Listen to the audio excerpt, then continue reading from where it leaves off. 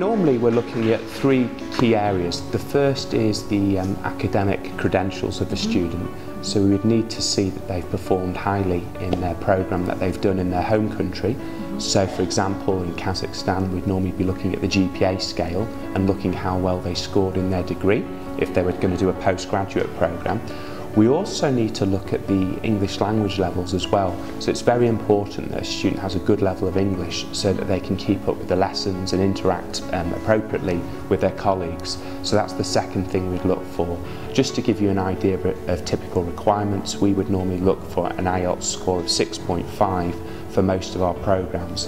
An IELTS is scored from 0 to 9 and can be taken at the British Council where we are here today. The third thing we would look for is actual levels of experience. So for students applying for a programme in, say, management, like an MBA programme, we'd look to see that they had 3 years of work experience in a management field. For other programmes, non-MBA, it's not so much work experience, but it's just checking that their background is appropriate. So clearly you couldn't apply for a Masters in Engineering unless you'd done a degree in engineering or a related subject. So it's almost the appropriateness of the experience that they've had. Well, first of all, obviously you want to meet the general requirement, and that's the academic requirement, the language requirement. But on top of that, you want to make your application so that your personality comes out of the application. So in the essays that you write, we read lots and lots, I mean hundreds and thousands of essays. So we want to, when we read it, we really want to be able to picture the person that, whose face is behind the application.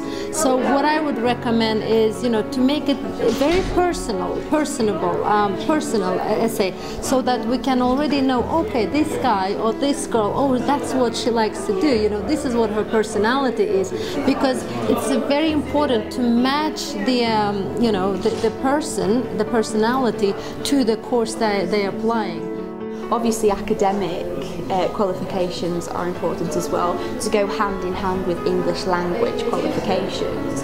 I would say it's mostly an academic decision that we make, so if a student has clear academic potential, then we will support those students in perhaps upping their English language level to get them to an IELTS or a TEFL or equivalent. That they would need to meet the entry requirements. First of all, we're very impressed if students are able to set up a dialogue with potential academic supervisors before they make a formal application or come to join us. That shows initiative and it shows commitment to their research area, which is very important if international students want to pursue a research master's or PhD degree.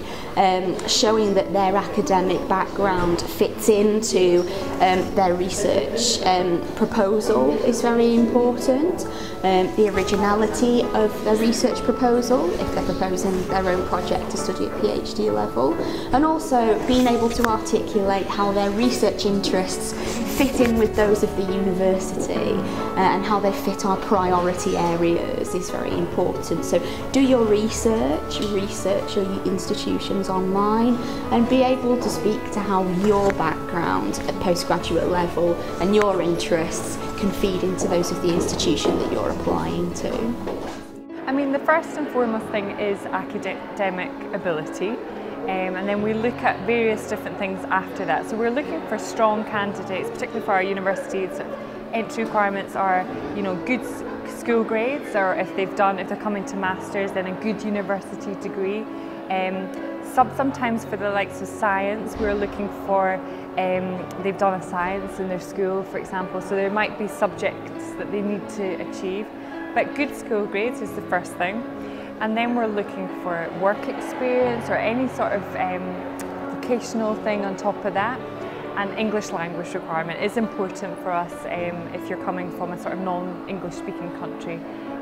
But academic ability is the main thing. For Cardiff, for example, what we do when we select applications is we look at each individual international application independently, and we set an IELTS criteria, which is a minimum of 6.5, possibly an IELTS of 7, and then we look at the academic qualifications that students have. And because we have people who work in different countries across the world, they are experts on different education systems. So if necessary, they can advise admissions tutors on rankings of universities or general education systems in different countries.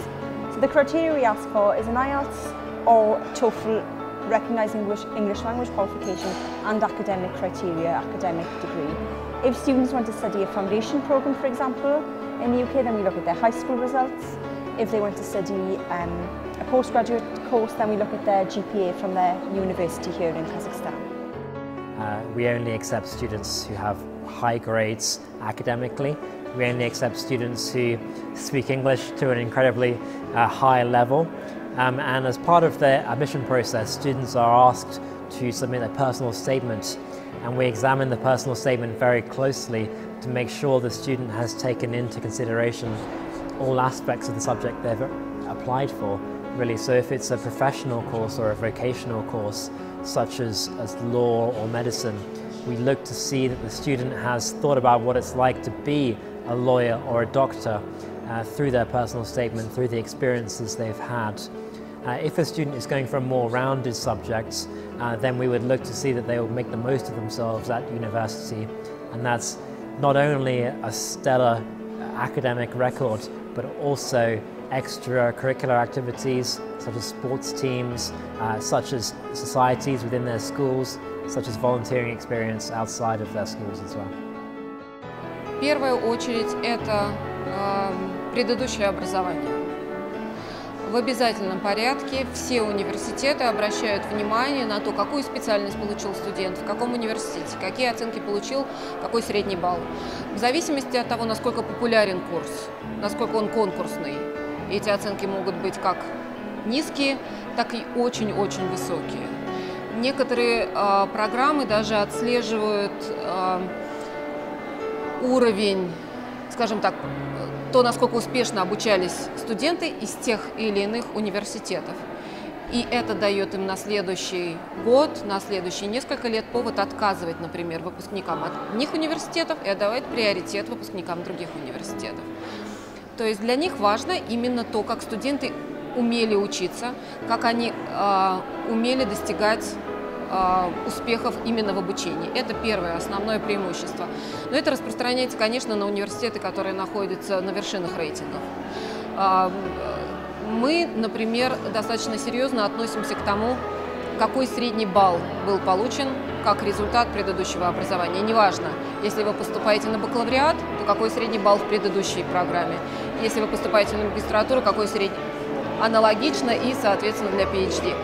В том числе очень внимательно университеты относятся к тому, какая специальность получена в предыдущем образовании. Если в предыдущем образовании, вернее, построение курса строится обязательно основано на том, есть ли у людей базовые знания по предыдущему образованию или нет. Наша, например, кафедра экономики, она обязательно требует, чтобы было предыдущее образование именно по экономике, и никогда не берет тех, у кого смежные специальности. Для них важно, что уже студенты имеют вот этот вот базовый бэкграунд, и на магистратуре они будут изучать это глубже.